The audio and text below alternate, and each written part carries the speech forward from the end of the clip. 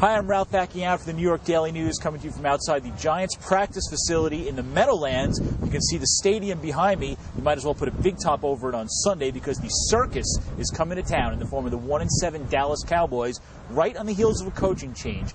Wade Phillips out.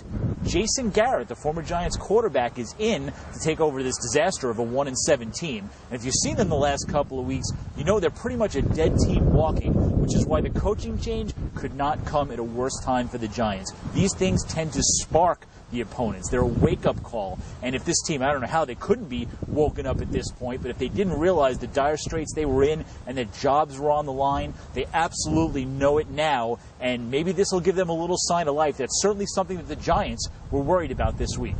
You hear anything about jobs on the line, and you see a head coach fired in the middle of the season, your players are going to play. They're going to respond.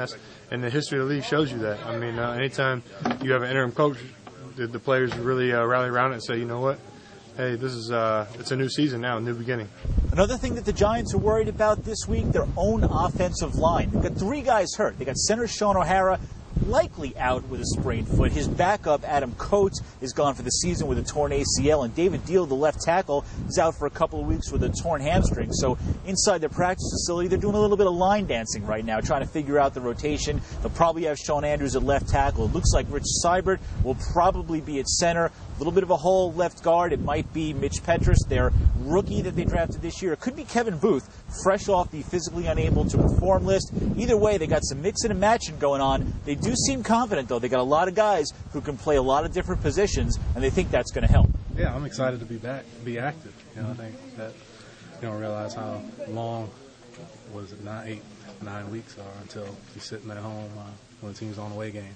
So you got to figure that the Giants won't have too much trouble scoring points on the Dallas Cowboys this weekend. They did score 41 against them in the last game, but one thing to remember, the Giants needed to recover 2 onside kicks at the end of that game to still preserve the win. So anything can happen against the Dallas Cowboys. These division games, as they know all too well, can be very tough. Could be even tougher with the coaching change this week, which could spark the Dallas Cowboys. We'll all find out together this weekend, and make sure you tune into the blue screen all weekend long for the recap of the action.